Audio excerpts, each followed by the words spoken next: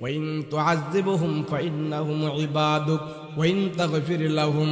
আল্লাহ রাসূল আয়াত বারবার তেলাওয়াত করতেছে, নামাজের ভিতরে বারবার নবীজি তেলাওয়াত করতেছে আর চোখের পানি ফেলাইতেছে। অর্থ হইল, আয় আল্লাহ, আপনার বান্দাকে যদি আপনি মাফ করে দেন আপনার কোনো সমস্যা হবে না। আপনার বান্দাকে আপনি আযাব দিলে লাভ হবে কি? আমার উম্মতকে আপনি আযাব দিয়ে না, আপনার বান্দাদেরকে আপনি মাফ করে দেন, আপনার বান্দাদেরকে আপনি মাফ করে দেন। নবীজি সব সময় কোরআনে কারীমের আয়াত পড়ে এবং আল্লাহর নবী বলতেছেন, আল্লাহুম্মা গফিরলি ইহদি উম্মতি কওমি। আয় আল্লাহ, আমার উম্মতকে আপনি হেদায়েত দান করে দেন, আমার উম্মতকে আপনি সব সময় মাফ করে দিন, সব সময় মাফ করে দেন। আম্মা জানা আয়েশা রাদিয়াল্লাহু আনহা আমার রাসূলকে রাতের বেলায় ঘরের ভিতরে নিয়ে শুইলেন। স্বামী আর স্ত্রী একসাথে শুইল রাতের বেলায়। মা আয়েশা রাদিয়াল্লাহু আনহা আমার রাসূলকে নিয়ে রাতের বেলা ঘুমাইলেন। আম্মা জানা আয়েশা গভীর রজনীতে উঠে দেখে, মা আয়েশা হাতায় দেখে আমার স্বামী বিছানায় নাই, নবীজি মা আয়েশার সাথে বিছানায় নাই। মহিলা মানুষ রাতের বেলা যদি স্বামীকে পানা পায়, স্বামীর সাথে রাতের বেলা শুয়েছে কিন্তু গভীর রজনীতে উঠে দেখে স্বামী তার বিছানায় নাই, মহিলা মানুষ মনে করবে হয়তো টয়লেটে গেছে বা বাথরুমে গেছে, কোথাও গেছে। ওখানে যায় যদি দেখে না আমার স্বামী নাই, তাইলে মনের ভিতরে সন্দেহ হবে কোথায় গেছে কোথায় গেছে। বর্তমান যুগে হলে সন্দেহ করবে আমাকে রাইখা মনে হয় অন্য কোনো মহিলার ঘরে গেছি, বর্তমান যুগেই সন্দেহ হবে। আল্লাহর নবী রাহমাতুল লিল আলামিন কি মা আয়েশা ঘরের ভিতরে রাত্রি বেলা নিয়ে দুইজনে এক বিছানায় শুইল। গভীর রজনীতে আম্মা জানা আয়েশার ঘুম ভেঙে যায়। মা সেইভাবে বিছানার মধ্যে হাতায়া দেখে নবীজি বিছানায় নাই। হায় রে হায়, আমার পয়গম্বর, আমার স্বামী কোথায় কোথায়? এইভাবে হাতাইতেছেন হাতাইতেছেন, হাতায় দেখে নবীজি বিছানায় নাই, বিছানায় নাই। মা আয়েশা চিন্তা করলেন হাজত ছাড়ার, মনে হয় নবীজি বাহিরে গেছে হাজত ছাড়ার জন্য, পয়গম্বরকে খোঁজার জন্য। আম্মা জানা আয়েশা বাহিরে পর্যন্ত গেল, মনে মনে ভাবলো আমার স্বামী মনে হয় অন্য কোনো স্ত্রীর ঘরে গেছে। আবার মনে মনে ভাবে না না, আমার স্বামী তো আজকে রাতের বেলা আমার ঘরে থাকবে। নবী তো ইনসাফের নবী, নবী তো বেইনসাফের নবী না।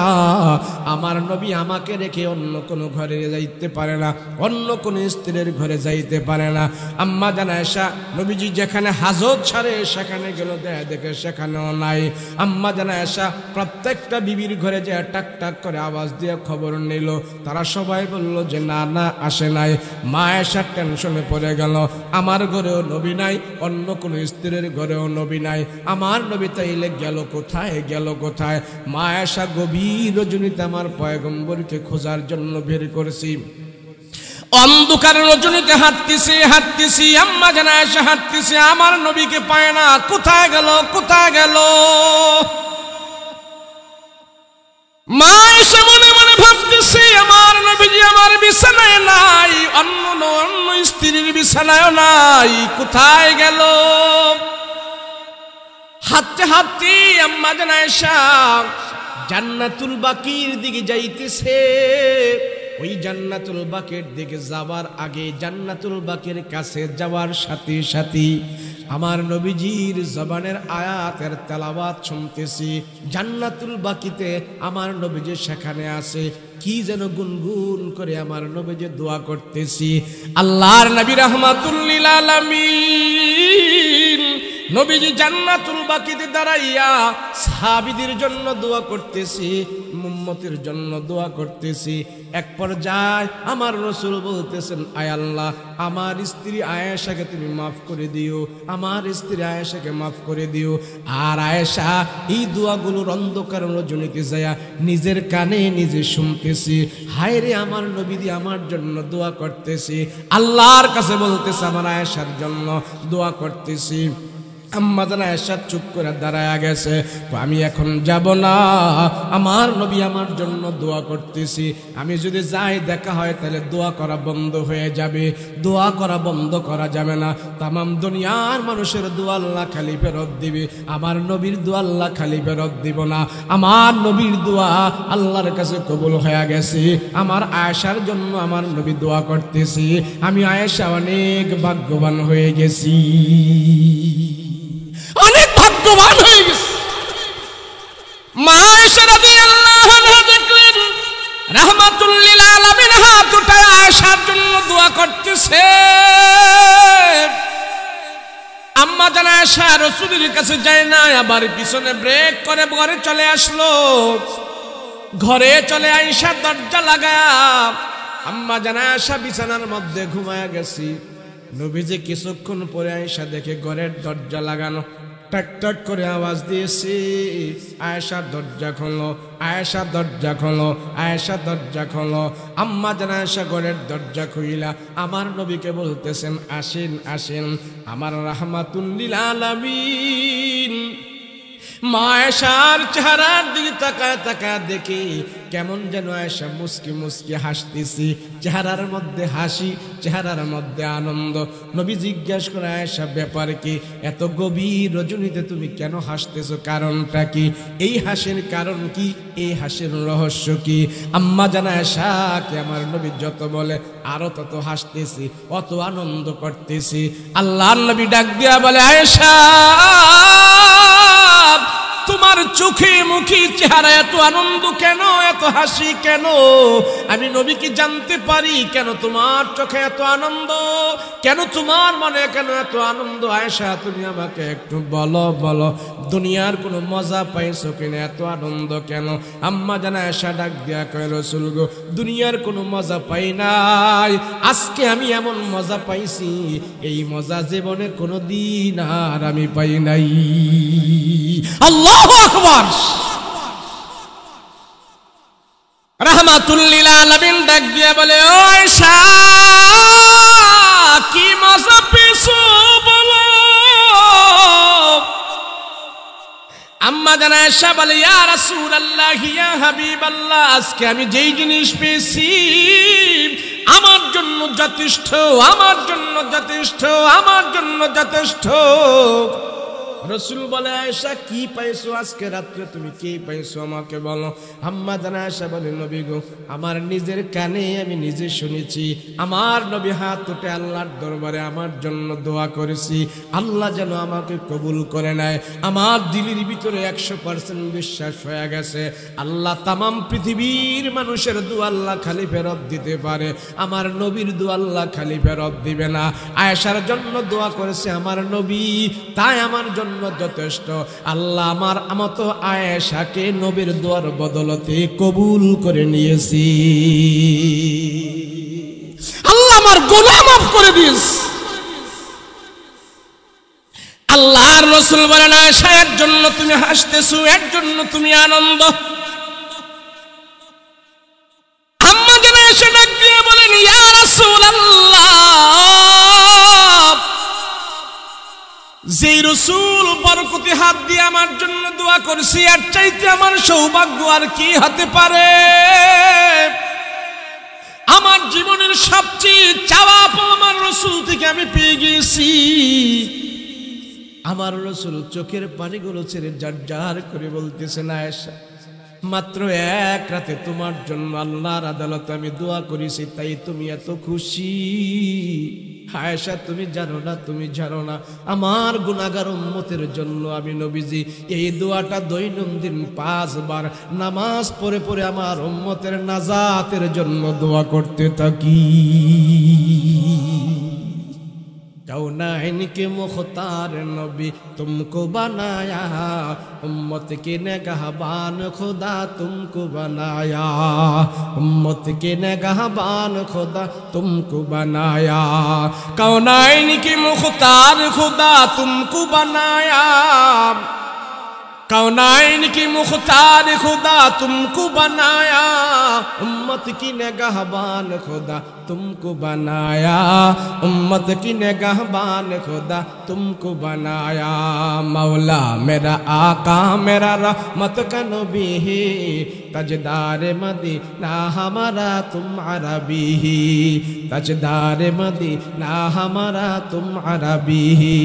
अशजार में रहते हैं नबूवत की शहादत, अशजार में रहते हैं नबूवत की शहादत, तशदीक कमर में तू ही अंगुल के इशारात, तशदीक कमर में तू ही अंगुल के इशारात। अल्लाहु अकबर। रसूल পুরাটা জিন্দেগি তো উম্মতের জন্য পাগল জমানা। আর আজ আমি কি করছি, আমার দ্বারা কি হচ্ছে, तमाम পৃথিবীর জন্য আল্লাহ রহমত করে নবীকে পাঠিয়েছে। নবীকে যদি রহমত করে না পাঠাইতেন, নবী যদি রহমত না হইতেন, একটা কাফেরের বাচ্চাও এক ঢুক পানি পান করতে পারতো না। কথা বলেন ঠিক কিনা? রসুল আমার জন্য, সেই নবী আমার জন্য। আমি রসুলের সুন্নত মানি না, আমি রসুলের ভালোবাসায় বিশ্বাসী না, আমি আমার রসুলের আদর্শ ভালো লাগে না। আমার সামনে আমার রসুলকে কেউ কথা বলবে, আমার সামনে আমার রসুলের বিরুদ্ধে কেউ কথা বলবে, আমি সহ্য করে নিয়ে আবার রসুলের আশিক দাবি করব, এর চাইতে বেয়াদব পৃথিবীতে আর কেউ হতে পারে না। কথা বলো ঠিক কিনা? হযরত আবু বকর রাদিয়াল্লাহু আনহু আমার রসুলকে এত ভালোবাসছেন, সেজন্য রসুল বলেন, উম্মতেরা জানো আমার দুইজন মন্ত্রী আছে জমিনে আর দুইজন মন্ত্রী আছে আকাশে। দুনিয়াতে আমার দুইজন মন্ত্রী হইলেন, একজন হইলেন আবু বকর আর একজন হইলেন ওমর, আর আকাশে আমার দুইজন মন্ত্রী হইল জিব্রাইল আর মিকাইল। সুবহানাল্লাহ। আবু বকর রাদিয়াল্লাহু আনহু সোজা ধরনের মানুষ ছিলেন, সাদাসিধী মানুষ ছিলেন, সরল টাইপের মানুষ ছিলেন, কথাবার্তা তেমন বেশি বলতো না, ইবাদত বন্দেগী বেশি করত, চিকনা হ্যাংলা একটা মানুষ ছিলেন আবু বকর। আর ওমর রাদিয়াল্লাহু আনহু যেমন পাঠান দেহ, বডি আলিশান, হাক ডাক মর্যাদা এমন সব গরম ছিল। ওমরের সামনে কেউ কথা বলতে হুশ করে কথা বলতো, ভুল টুল হয়ে গেলে একদম ধসায় ফেলতো। সেই ওমর কেমন ভয় করে করে চলতো, কিন্তু ইমানের দিক দিয়া, আমলের দিক দিয়া আবু বকরের চাইতে ওমর কোনোদিন উপরে উঠতে পারে নাই। কিন্তু সেই আবু বকর সাদা সিধা মানুষ ছিল, মাথাটা এমন বড় ছিল, গায়ের গোস্ত কম ছিল। তো ইহুদিরা, কাফেররা, মুশরিকরা আবু বকরকে দেখলে তো ভয় পাইতো না। ওমরকে দেখলে যেমন ভয় পাইতো, আবু বকরকে দেখলে এত ভয় পাইতো না। তো আবু বকর রাদিয়াল্লাহু আনহু একদিন রাস্তা দিয়ে হেঁটে যাচ্ছে, তো ওই রাস্তার পাশে দুই ইহুদি বসে বসে গল্প করতেছে। যখন তারা দেখলো আবু বকর এই রাস্তা দিয়ে আসতেছে, তখনই সাথে সাথে আবু বকরকে শোনায় এরা টিটকারি করা শুরু করছে। ইহুদিরা কারা? জোরে বলেন না। ইহুদিরা সব সময় মুসলমানদেরকে, ইমানদারকে টিটকারি করে কষ্ট দেয়, এমনকি তাদেরকে শহীদ করে দেয়। অনেক নবীদেরকে পর্যন্ত ইহুদিরা শহীদ করে দিয়েছে, এমনকি বনি ইসরাইলের অনেক নবীকে তারা শহীদ করে দিয়েছে, কষ্ট দিয়েছে, দুনিয়া থেকে বিদায় করে দিয়েছে।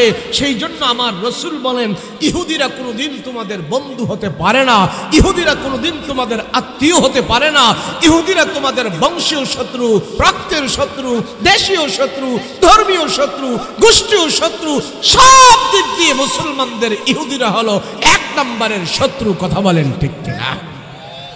সেজন্য রসুল বলেন, ইহুদিদেরকে কোনোদিন তোমরা বন্ধু বানাবে না, ইহুদিরা কোনোদিন তোমাদের বন্ধু হতে পারে না, ইহুদিদের সাথে তোমাদের আত্মীয়তা হতে পারে না, ইহুদিদের সাথে তোমাদের গভীর কোনো সম্পর্ক হতে পারে না। তো দুই ইহুদি রাস্তায় বসে আছে, তো আবু বকর রাদিয়াল্লাহু আনহু রাস্তা দিয়ে হেঁটে হেঁটে যাচ্ছে। তো দুই ইহুদি দেখলো মুহাম্মদের বাল্যকালের বন্ধু রাস্তা দিয়ে আসতেছে। তো কিছুদিন আগে যাকাতের আয়াত নাজিল হয়েছিল, যাকাতের আয়াত নাজিল হয়েছিল। আল্লাহ পাক বলছে যে তোমরা 2.5% শতকরা, তোমরা 2.5 টাকা 2.5% যাকাত তোমরা দিয়ে দিবা।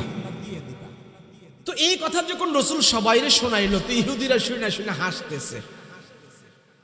তো আবু বকর রাদিয়াল্লাহু আনহু রাস্তা দিয়ে যাচ্ছে, তো দুই ইহুদি রাস্তার পাশে বসে বসে আবু বকরকে ডাক দিছে, আবু বকর, তোমার বাল্যকালের বন্ধু কি বলছে শোনো।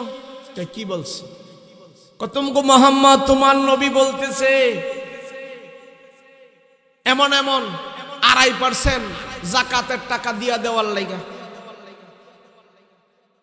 তো এই যাকাতের টাকা তোমার আল্লাহ চাইতেছে। এতদিন জানতাম মোহাম্মদ এতিম মানুষ, গরিব মানুষ, এখন দেখি মোহাম্মদের আল্লাহও গরিব হইয়া গেছে।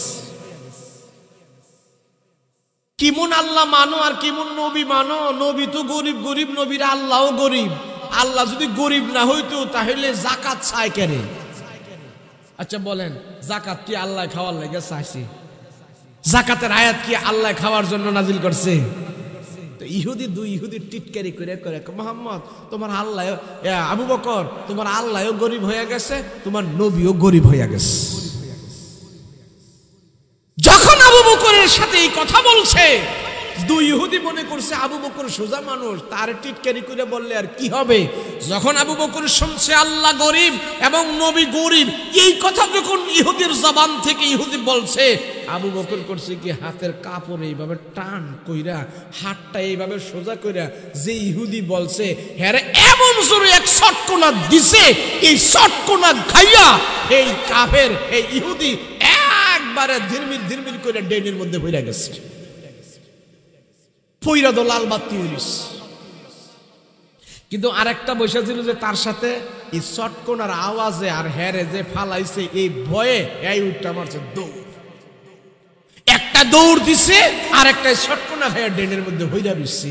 হ্যাঁ, হাই হাই হাই, আবু বকরে আমার এমন শটকোনা দিব, আমি তো বিশ্বাসই করি নাই এমন শক্তি আবু বকরের গায়ে আইলো কোত্থেকে।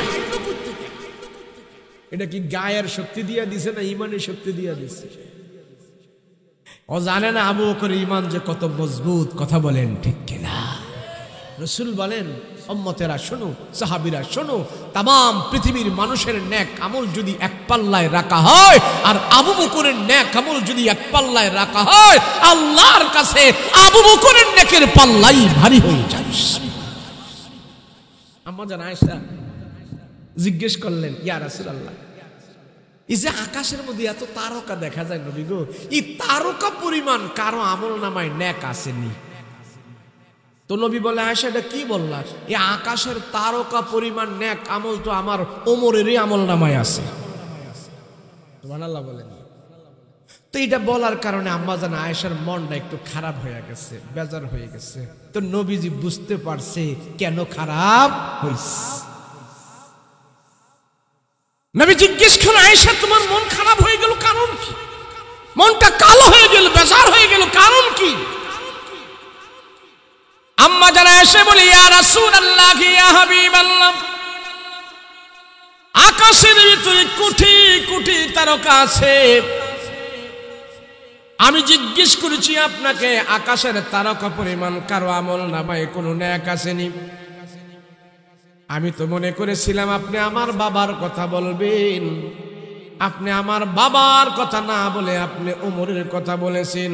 তাইলে তো আমার বাবার থেকে ওমরের আমল নামা অনেক ভারী হয়ে গেছে, অনেক ভারী হয়ে গেছে।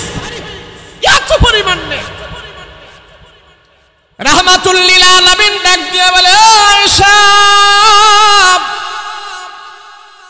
ওই যে আকাশের তারকা আছে, কোটি কোটি তারকা, আকাশের তারকার সাথে ওমরের আমল নামা মাফ করা যায়। আকাশের তারকার সাথে ওমরের আমল নামাটা আমি মাফ করতে পারলাম। উদাহরণ দিতে পেরেছি, এতটুক আমল তো ওমরের আমল নামায় আছে। কিন্তু তোমার বাবা আবু বকর, ওই আবু বকরের আমল এত দামি, এত ভারী, এত ওজন, দুনিয়ার কোন বস্তুর সাথে আবু বকরের আমল ওজন করা যাবে না। সেই আবু বকর রাদিয়াল্লাহু আনহু রাস্তা দিয়ে হেঁটে যান, আর ইহুদি বলে, আবু বকর এতদিন জানতাম মোহাম্মদ গরিব, এখন জানি মোহাম্মদের আল্লাহ গরিব হয়ে গেছে। গরিব না হইলে কেন তোমাদের কাছে যাকাতের টাকা চায়? এই কথা বলার সাথে সাথে আবু বকর তেলে বাগুনে জ্বলে উঠল, ইমানের দাবি সেখানে প্রকাশ করে ফেলল। তুই আমার আল্লাহকে গরিব বলছস, আমার রসুলকে গরিব বলছস, এত বড় আসপর্দা তোর, যে মুখ দিয়া তুই আমার রসুলকে ফকির বলল, আল্লাহকে ফকির বলল, ওই মুখ এত সুন্দর আমি রাখবো না। হাত উঁচা কইরা এমন জোরে এক ছটকনা দিয়েছে, ইহুদির গালের ভিতরে ছটকনা খায়া ইহুদি ডেনের মধ্যে পড়ে লাল বাতি হয়ে গেছে। ভালো কইরা আবু বকর রাদিয়াল্লাহু আনহু দাঁড়ায় রইল। এই ইহুদি তার জবান দিয়া তুই আমার আল্লাহকে ফকির বলেছো, আমার রাসূলকে ফকির বলেছো। আমি নিয়ত করেছি আমার দুই প্রিয়কে তুমি দুইটা গালি দিয়েছো, দুইটা কথা বলেছো, আর তাদের দুইজনের জন্য তোরে আমি দুইটা আঘাত করব, দুইটা চটকনা দিব। আবু বকর দাঁড়ায় রইলেন। ইহুদি এক চটকনা খায় যখন নাকি মাটির মধ্যে পড়ে গেল, ওখান থেকে সে দেখতেছে আবু বকর এখনো দাঁড়ানো আছে, যদি উঠি তাইলে কিন্তু আর একটা খাবো। এক চটকনা খায় আমি শেষ হয়ে গেলাম, উঠবো না উঠবো না, আমি আর উঠবো না, উঠলে আরেকটা খেলে আমি আর বাঁচবো না। ওই ইহুদি বাটপার ইহুদি শুয়ে আছে, আর আবু বকর মনে মনে ভাবতেছে মায়ের খায়া যখন ইহুদি পড়ে গেছে, দুর্বলকে আর মারতে নাই। এবার আবু বকর রাদিয়াল্লাহু আনহু হাঁটতে হাঁটতে নবীজির দরবারে চলে যাচ্ছে। এদিক দিয়া বাইর রোডে ঘুরিয়া ইহুদি আমার আবু বকরের আগে নবীজির দরবারে যায়া হাজির হইয়া আবু বকরের বিরুদ্ধে ইহুদি নালিশ করেছে। মুহাম্মদ দেখেন আপনার আবু বকর আমাকে কি করছে, মেরে আমাকে একবার রক্তাক্ত করে ফেলেছে। নবী দেখলো অবস্থা তার খারাপ, ইহুদির গালমাল সব লাল হইয়া রয়েছে। রাসূল বলে কে মারছে তোমাকে? বলে আপনার আবু বকর আমাকে মেরে শেষ করে ফেলেছে, রক্ত বের করে ফেলেছে। নবী কয় নামটা ভুল কইছো, তোমারে সরাইয়া দাঁত মাত ফালাই দেওয়া, রক্ত বের করে ফেলা এটা আবু বকরের কাম না, এটা ওমরের কাম, তুমি ভুল কইতেছো, এটা ওমরে মনে হয় তোমারে করছে। ইহুদি কয় নবীজি আমি আপনার ওমরকেও চিনি, আবু বকরকেও চিনি, আজকার আঘাত আমার আবু বকরই করছে। নবীজি বিশ্বাসই করতে পারে না, এমন জোরে ছটকনা আবু বকর আবার দেয় কেমনে, যে বেটা নিজের গায়ের জব নিজে দিতে পারে না। এমনি কিছুক্ষণের ভিতরেই আবু বকর রাদিয়াল্লাহু আনহু নবীজির দরবারে যায় হাজির হয়ে গেছে। ইয়া রাসূলুল্লাহ, ইহুদি দুশমনটা আপনার এখানে বসা নবীজি, রাসূল গো আপনি আমার অনুমতি দেন, তারে আমি আরেকটা ছটকনা দেই, আমার মনের আশাটা আমি পুরা করি। নবী আবু বকর ভাবছিলাম ছটকনা আগেরটা তুমি দেও নাই, এখন তো তোমার নিজের মুখে শিকার আসতেছো, যা বলতেছো বুঝা গেল আগেরটা তুমিই দিছো। কথা বলেন ঠিক কিনা? ইয়া রাসূলুল্লাহ আমি দিয়েছি, সে আমার কলিজার টুকরা আমার রাসূলকে গালি দিয়েছে, সে আল্লাহকে গালি দিয়েছে। আমার রাসূলকে আমার আল্লাহকে যে গালি দেয় সেই মুখ আমার থেকে যেতে পারবে না, আমার সামনে থেকে সে যেতে পারবে না। আমি তার মুখের মধ্যে আঘাত করেছি, কেন আমার রাসূলকে গালি দিল, কেন আমার আল্লাহকে গালি দিল, আমি সেখানে আমার ইমানের দাবি প্রকাশ করেছি, আমি দাবি প্রকাশ করেছি, আমার ইমান দিয়ে আমি তার আঘাত করেছি।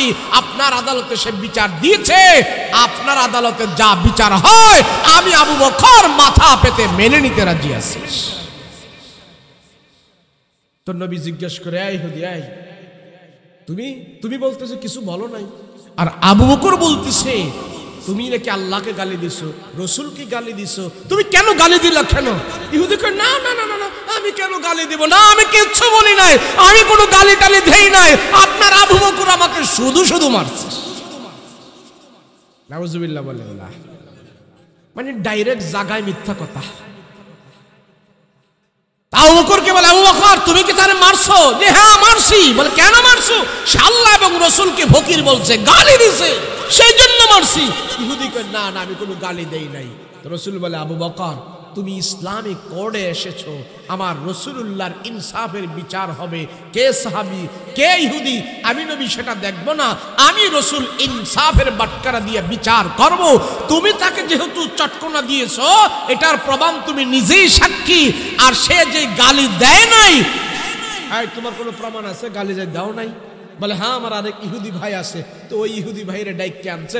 ইহুদি ভাই তো আর ইহুদির পক্ষেই কথা কইব, আবু বকরের পক্ষে তো আর কথা কইব না। ইহুদি কয় না, আমরা দুজন বসাছিলাম, ও কোনো গালি টালি দেয় না, আপনার আবু বকর শুধু শুধু মারছে। তো রাসূল বলে, আবু বকর তোমার পক্ষে কোনো সাক্ষী পাওয়া যায় নাই, সাক্ষী পাওয়া গেছে ইহুদির পক্ষে। আবু বকর তুমি যেমন তারে আঘাত করেছো, দুনিয়া থেকেই এই আঘাতের মিটমাট হয়ে যাক, আখিরাতে যেন তোমার কোনো গুনাহ না থাকে, আল্লাহর আদালতে যেন তোমার জবাবদিহি না করতে হয়। আবু বকর তোমার পক্ষে তো কোনো সাক্ষী পাওয়া গেছে না, ইহুদির পক্ষে তো সাক্ষী পাওয়া গেছে। তুমি তারা যেমন আঘাত করেছো, ইসলামের বিধান হইল দাঁতের বদলা দাঁত, হাতের বদলা হাত, জানের বদলা জান, মাথার বদলা মাথা, চোখের বদলা চোখ। তুমি তারা চটকনা দিয়েছো, আঘাত করেছো, তোমারও সে একটা আঘাত দিয়া, তোমারও একটা চটকনা দিয়া আমার রাসূলের দরবারে বিচার মিটমাট ডিসমাট করে দিব, দুনিয়াতেই সবার অপরাধ ক্ষমা হয়ে যাবে। আবু বকর বলে, ইয়া রাসূলুল্লাহ, আপনি সাক্ষীর অভাবে যা বিচার আমার উপরে করেন আমি তাই মেনে নেব, কিন্তু আমি বলতেছি আমার নিজের কানে আমি শুনেছি ইহুদি আপনাকে গরিব বলেছে, ফকির বলেছে, আল্লাহকে ফকির বলেছে।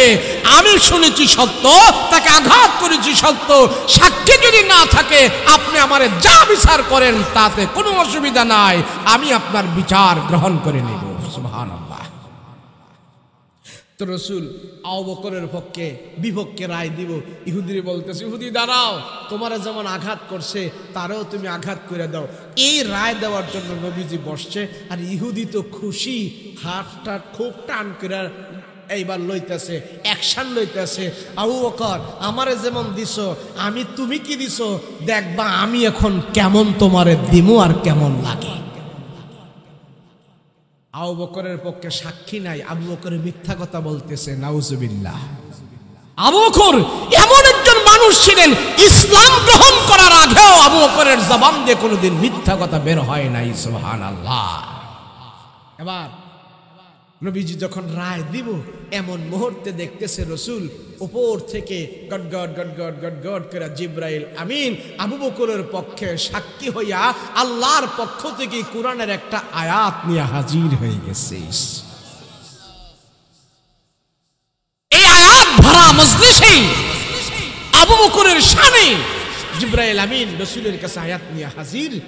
এবার রাসূল বলেন, রাসূলুল্লাহকে আল্লাহ পাক কোরআনের আয়াতের মাধ্যমে বলতেছেন, নবী গো, বিচার তো করবেন সাক্ষীর অভাবে, সাক্ষী নাই। আপনি কোরআনের আয়াত আমি আপনার কাছে দিয়েছি, তামাম পৃথিবীর মানুষ যদি নাও শোনে, ইহুদি আমাকে গালি দিয়েছে, আপনাকে গালি দিয়েছে, আবু বকর শুনেছে, আবু বকরের পক্ষে পৃথিবীর কোনো মানুষ সাক্ষী নাই, স্বয়ং আহকামুল হাকিমিন আমি আল্লাহ নিজেই আবু বকরের সাক্ষী হয়ে গেছি। ও আশিক রাসূল, তোমার জন্য আল্লাহ নিজেই সব কিছুর ফয়সালা করে দিবে। রাসূলকে যদি তুমি দিল থেকে ভালোবাসো, রাসূলুল্লাহর মহব্বত নিয়ে যদি তুমি যেই কোনো কাজ করো, রাসূলুল্লাহর ভালোবাসা যদি তোমার দিলে থাকে, তোমার সমস্ত কাজের ভিতরে আল্লাহ বরকত দান করে দিবে। আয়াত নিয়ে হাজির। লাকাদ সামিআল্লাহু কাওলাল্লাযীনা ক্বালু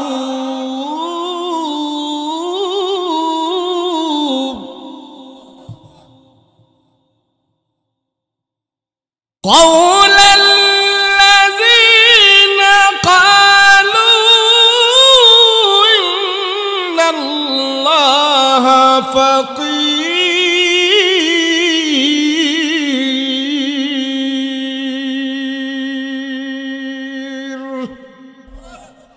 এই আয়াত নাজিল হয়ে গেছে। নবী গো, লাকাদ সামিআল্লাহ, অবশ্যই অবশ্যই অবশ্যই আল্লাহ কইতেছে, তাকিদ করে কইতেছে, ক্বালু ইন্নাল্লাহা ফাকির। তারা বলছে আমাকে আপনাকে বলছে ফকির ফকির বলছে। শুধু আবু বকর শুনে নাই, আমি আল্লাহ নিজে শুনেছি। এই ইহুদিরা আমার আল্লাহকে ফকির বলছে, আপনাকে ফকির বলছে। আমার আবু বকর কোনো দিন মিথ্যা কথা বলতে পারে নাই। সুবহানাল্লাহ। আশিক রাসূল দেখুন, আল্লাহর পক্ষ থেকে আশিক রাসূলের পক্ষ হয়ে আল্লাহ নিজে সাক্ষী হয়ে গেছেন। সুবহানাল্লাহ। এমন আরেক আশিক রাসূল, রাসূলুল্লাহর প্রতি এত মহব্বত ছিল। নবীজি ও মদিনা একটা বাজার আছে, ওকাজ বাজার। এই বাজারে রাসূল গেছেন, বাজারের পাশ দিয়ে রাসূল যাচ্ছেন। তো এক ঘোড়াওয়ালা ঘোড়া নিয়ে বৈশা রয়েছে। তো হাট বাজার যখন ভেঙে যায়, সন্ধ্যা হয়ে যায়, সব মাল বিক্রি হয়ে গেছে। এখন কিছু কিছু মানুষ দেখবেন কিছু মাল নিয়ে বসে আছে, এগুলার বিক্রি করতে পারে না, তখন একটু কম দামে দিয়া দেয়। যেগুলি আর বাড়িতে নিয়ে লাভ কি, যা পাই তা দিয়ে বিক্রি করে ফেলি। তো ওকাজ বাজারে এমন এক ঘোড়াওয়ালা ঘোড়া নিয়ে বৈশা রয়েছে। তো রাসূল পাক এই রাস্তা দিয়ে হেঁটে যাচ্ছেন, ওই ঘোড়াওয়ালা নবীজিকে ডাক দিছে। গ্রাম্য ব্যক্তি নবীকে ডাক দিছে, মুহাম্মদ কি ঘোড়া নিবা নাকি? নবী কয়, না, আমার তো ঘোড়া নেওয়ার জন্য আসি নাই, আমি অন্য উদ্দেশ্যে আসছিলাম। ঘোড়া তো প্রয়োজন ছিল, কিন্তু এখন তো টাকা টোকা আনি নাই। তো ঘোড়া আমাকে, মুহাম্মদ তুমি তো ভালো মানুষ, তোমার এখন টাকা দেওয়া লাগবে না, তুমি নাও, বাকিতে নিতে পারো। রাসূল বলে, যদি আপনি বাকিতে দেন তাহলে বাড়িতে যাই আপনারা টাকা দিব, কিন্তু এখন ঘোড়াটা নিয়ে দেই। বাকিতে যদি আমারে বিক্রি করেন, আমারে দেন, তাইলে আমি নিব। বলে, আচ্ছা ঠিক আছে, তুমি বাড়ির যাই দাম দিও। কত? তো রাসূল বলে, আপনিই বলেন আপনার ঘোড়ার দাম কত? তো ঘোড়াওয়ালা দাম চাইছে 200 দিরহাম। কথা বলেন, কয়শো দিরহাম? 200। তো রাসূল বলে, আচ্ছা ঠিক আছে, ঘোড়া আমি নিয়ে নিলাম। 200 দিরহামের বিনিময় ঘোড়া আমি বাকিতে আপনার থেকে নিয়ে নিলাম। আমার সাথে এখন বাড়িতে যাবেন, বাড়িতে যেয়ে আপনাকে 200 দিরহাম পরিশোধ করে দেব। আচ্ছা ঠিক আছে। তো ঘোড়াওয়ালা হাঁটতেছে, নবীজিও হাঁটতেছে, হাঁটতেছে, রাস্তা দিয়ে হাঁটতেছে, ঘোড়া নিয়ে যাইতেছে। আমরা কুরবানির টাইমে গরু হাট বাজার থেকে কিনলে রাস্তা দিয়ে গেলে মানুষের জিগায় না, গরু কত? কথা কয় না, জিগায় না আপনাদের দেশে? এমনি একটা গরু নিয়ে যদি যান হাটের দিন, মানুষের জিজ্ঞেস করতে, গরু কি কিনছেন না বিক্রি করবেন? গরু কত জিজ্ঞেস করে কিনা?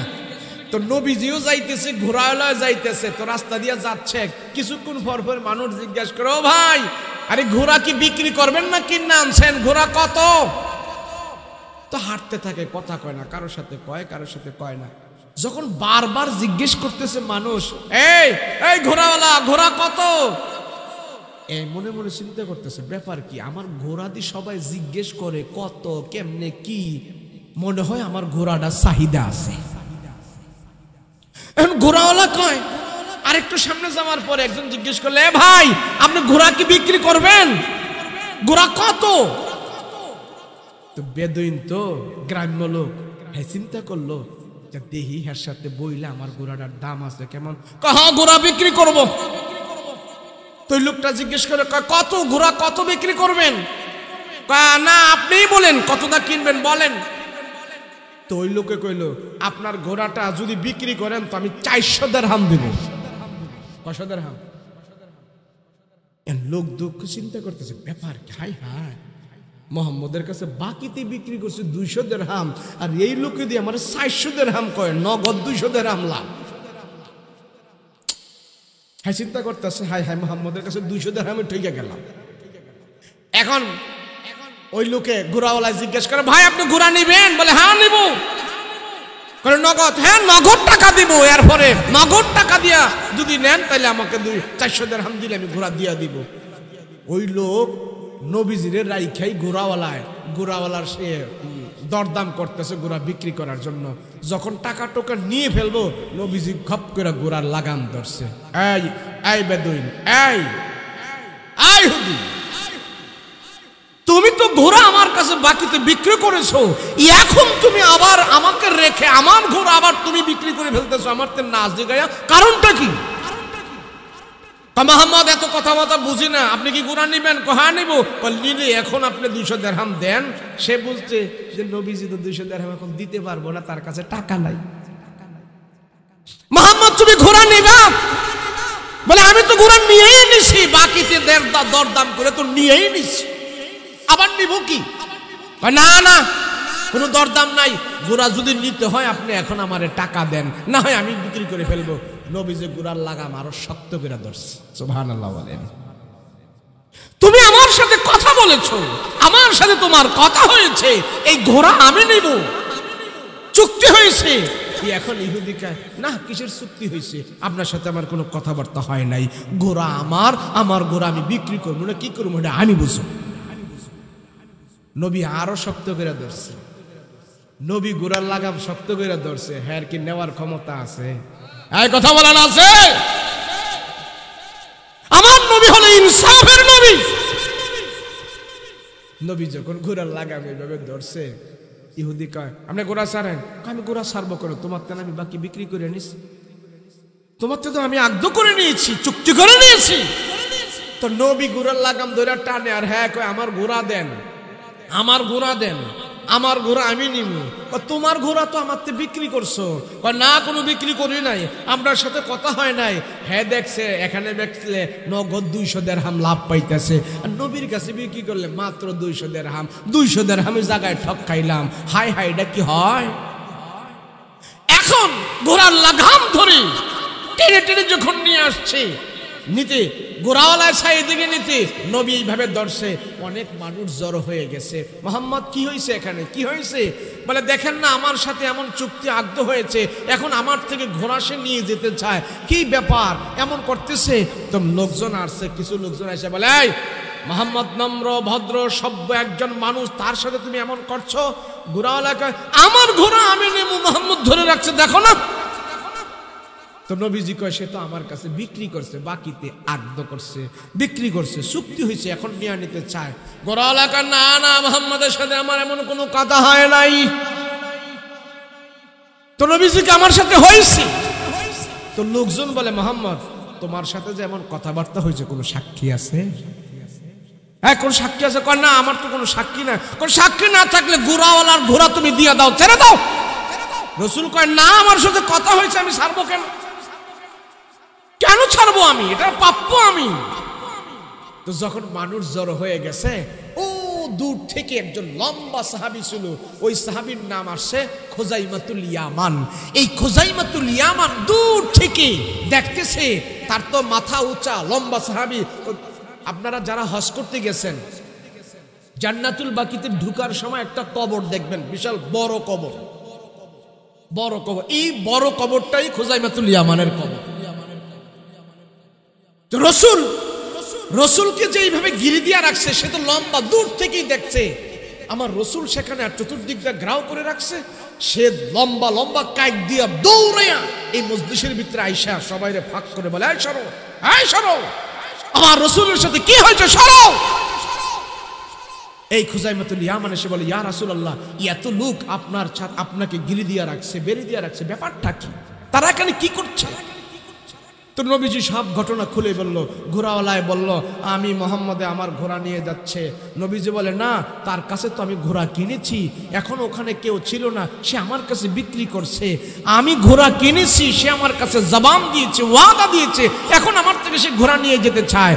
তো ঘোড়াওয়ালা কয় এমন কথা আমি বলি নাই, কোনো সাক্ষী নাই, কিচ্ছু নাই, আমার সেখানে নিয়ে যাচ্ছে। রসুলকে ওই সাহাবী জিজ্ঞেস করে নবী, সে কি আপনার থেকে ঘোড়া, আপনার কাছে ঘোড়া বিক্রি করছে? নবী বলে হ্যাঁ। আরে হ্যাঁ, আমি কি মিথ্যা বলবো? আমি তো ঘোড়া কিনেছি, শুধু বাস এতটুক বলছে রসুল। ওই ঘোড়াওয়ালাকে সব ছাড়। ওই সাহাবী বলে এই ঘোড়াওয়ালা ছাড়, ঘোড়া ছাড়। বলে ছাড়বো মানে? তো লোকজন বলতেছে তুমি এই কথা বলতেছো, মুহাম্মদের তো কোনো সাক্ষী নাই। আমি নিজে সাক্ষী হয়ে গেছি, আমি নিজে সাক্ষী। ওই উকাস বাজারে আমার রাসূলুল্লাহর হাতে সে ঘোড়া বিক্রি করেছে, আমি নিজে সাক্ষী। এখন তো নবীজির পক্ষে সাক্ষী পাওয়া গেছে। এখন সব লোকজন ঘোড়াওয়ালার বলতেছে হ্যাঁ মুহাম্মদের পক্ষে সাক্ষী পাওয়া গেছে, সে সেখানে উপস্থিত ছিল, ঘোড়া দাও। ঘোড়াওয়ালার মুখ এখন কালো হয়ে গেছে। ওই সাহাবীর সাক্ষী অনুযায়ী আল্লাহর রসুলের হাতে ঘোড়া দিয়ে দিয়েছে। নবীজি ঘোড়া নিয়ে বাড়িতে চলে আসতেছে, বেদুইনও আসতেছে। নবীজি চিন্তা করতেছে ব্যাপার কি, আমার এই সাহাবী তো সেখানে উপস্থিত ছিল না, সেটি মিথ্যা সাক্ষী দিতেছে। রাহমাতুল লিল আলামিন জিজ্ঞেস করে, খুজাইমাতুল ইয়ামান, ঘোড়াওয়ালার সাথে উকাস বাজারে আমার কথা হয়েছে, আমি নবী জানি আমার সাথে কথা হয়েছে, তুমি তো সেখানে উপস্থিত ছিলে না, তুমি কেমনে মিথ্যা সাক্ষী দিলা? এটা আমার সাথে কথা হয়েছে, আমি তার সাথে কথা বলেছি, তুমি তো সেখানে উপস্থিত ছিলে না। খুজাইমাতুল ইয়ামান ডাক দিয়া বলে, ওগো নবীজি, আপনার জবানের কথার চাইতে পৃথিবীর বুকে আর কোন বড় দলিল আছে এমন মনে হয় না আমার কাছে। ইয়া রাসূলুল্লাহ, ইয়া হাবিবাল্লাহ, রাহমাতুল লিল আলামিন, নবী আমার রাসূল উকাস বাজারে আপনার সাথে ঘোড়াওয়ালার কথা হয়েছে, আপনার জবান দিয়া বলতেছেন। নবী গো, আপনার জবানের কথার চাইতে বড় সাক্ষী আর কে হতে পারে? ইয়া রাসূলুল্লাহ, ইয়া হাবিবাল্লাহ, এই জবান দিয়েই তো আপনি আমাদেরকে এক আল্লাহর কথা বলেছেন, তাওহীদের দাওয়াত আমাদেরকে দিয়েছেন। আমরা আল্লাহ দেখি না, আপনার জবানের কথা আমরা বিশ্বাস করে নিয়েছি। আপনি বলেছেন কবরের মধ্যে আযাব হবে, আমরা কবরের আযাব দেখি নাই, আপনার কথায় আমরা কবরের আযাব বিশ্বাস করে নিয়েছি। রাসূল গো, আপনি বলেছেন জাহান্নামের আযাব হবে, জাহান্নামের আযাব আমরা দেখি নাই, আপনার কথায় আমরা জাহান্নামের আযাব বিশ্বাস করে নিয়েছি। আপনার এই জবানের কথায় তো আমরা ভূত পূজা ছেড়ে দিয়া আল্লাহর পূজা করি। আপনার এই জবানের কথা শুনিয়া জান্নাত আমরা বিশ্বাস করি, জাহান্নাম আমরা বিশ্বাস করি। আপনার এই জবানের কথা শুনিয়া সাত জমিনের নিচে কি আছে আমরা মানি, সাত আসমানের উপরে কি আছে আমরা মানি।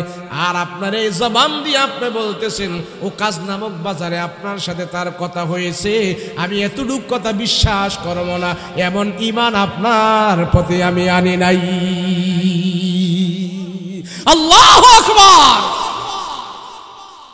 এই মুহূর্তে যখন নাকি আমার রাসূলুল্লাহর পক্ষে খুজাইমাতুল ইয়ামান সাক্ষী দিয়েছে, আল্লাহ পাক কোরআনে কারীমের ভিতরে খুজাইমাতুল ইয়ামান সম্পর্কে একটা আয়াত নাজিল করে দিয়া বলে, হে পয়গম্বর, এই খুজাইমাতুল ইয়ামান যতদিন দুনিয়ার জমিনে বেঁচে থাকবে, সে যদি কোনো কাজের সাক্ষী দেয়, সে যদি কারো পক্ষে সাক্ষী দেয়, রাসূল গো এমন ভাবে আপনারে সে ভালোবাসে, এমন ভাবে আপনারে সে মহব্বত করেছে, আপনার জবানের কথাটাকে বড় সাক্ষী মনে করে নিয়েছে।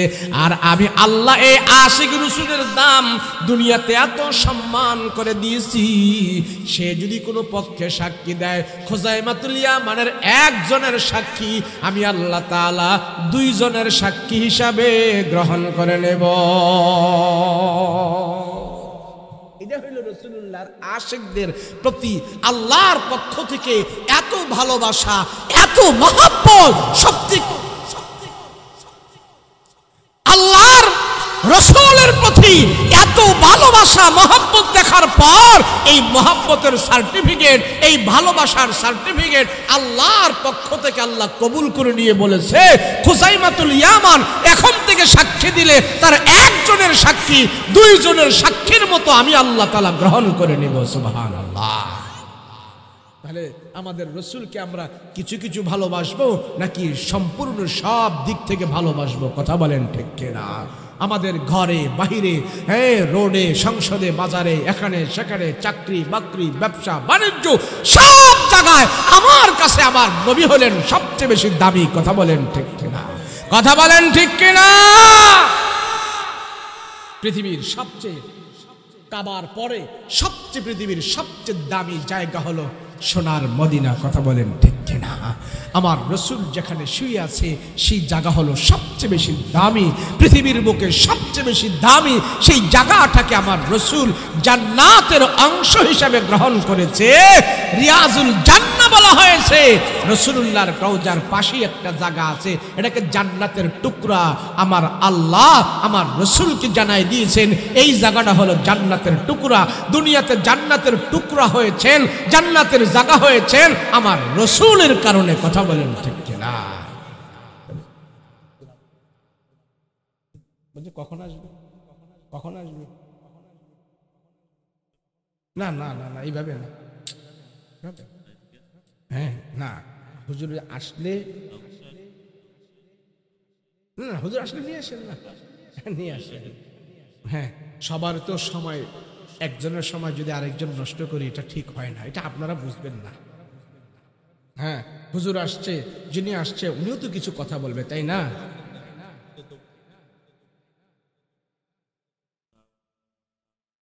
চিটাগাং হুজুর আসে না, হুজুর নিয়ে আসেন, স্টেজে নিয়ে আসেন, কোনো সমস্যা। আমি আবার আগামীকালকে আমার মাহফিল হচ্ছে সেই বাগেরহাট, আমি এখান থেকে ঢাকা যেতে হবে।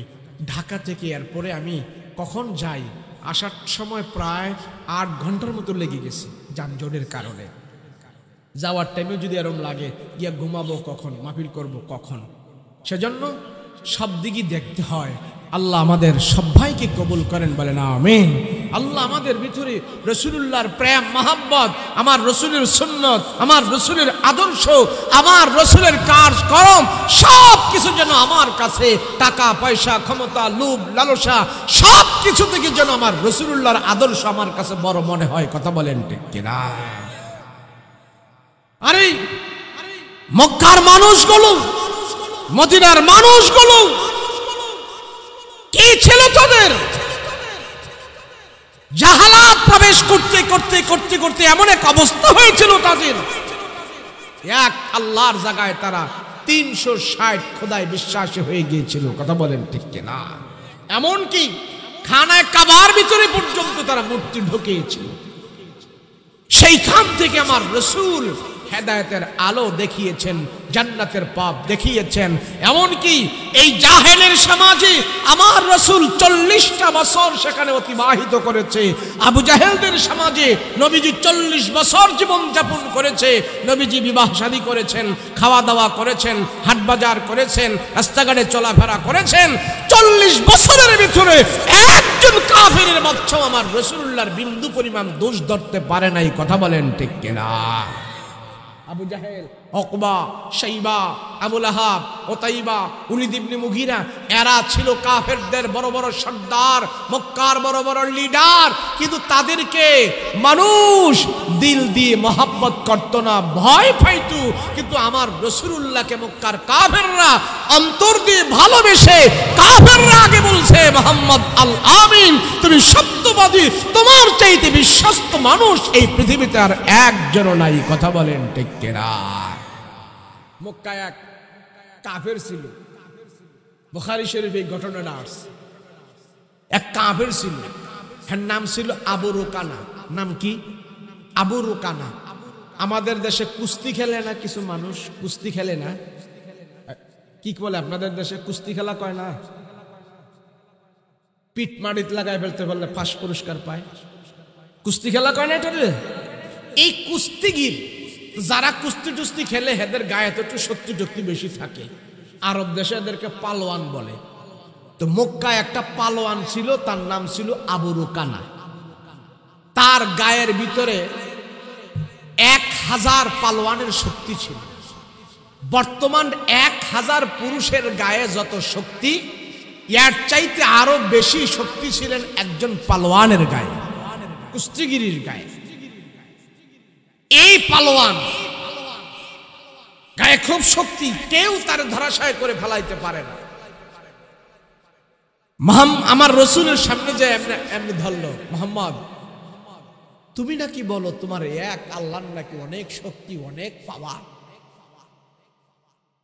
তুমি যদি আমার সাথে কুস্তি লাগে আমার যদি শোয়াইতে পারো, তাইলে আমি মনে করব তোমার আল্লাহর পাওয়ার আছে।